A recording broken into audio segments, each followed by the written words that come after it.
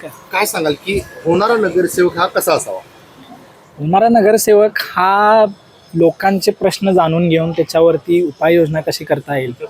मी असं सांगेन की जास्त लेवलला नाही, पण ग्राउंड लेवलला आपल्याला काय करता येईल थोडंफार, किंवा बाकीच्या दृष्टिकोनातून. जसं आता यांनी सांगितलं की रोजगार निर्मितीचा प्रश्न, आय टी पार्क होणार किती वर्ष ते प्रश्न तोच चालू आहे.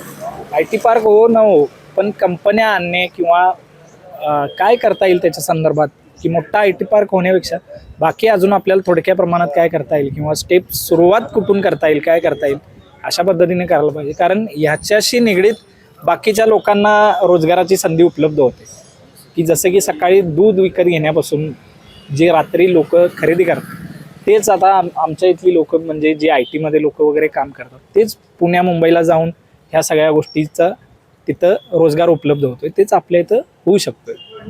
तर त्याच्यामध्ये त्या गोष्टीत, आणि असं नाही की ते एकट्या दुकट्याचं काम आहे. सर्व कोल्हापुरातल्या जे काय निवडून येतील नगरसेवक, जेवढे लोक, त्या लोकांनी हे मिळून पूर्ण काम करायला पाहिजे.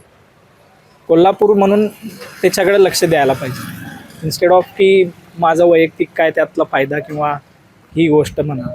असं हे करण्यापेक्षा त्यांनी सर्वांनी एकत्रितपणे येऊन कोल्हापूरच्या दृष्टीनं कसं आपल्याला पुढे नेता येईल असा विचार करायला पाहिजे.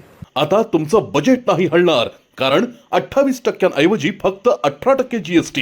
मोहिते सुझुकी मध्ये आजच आपली आवडती गाडी बुक करा.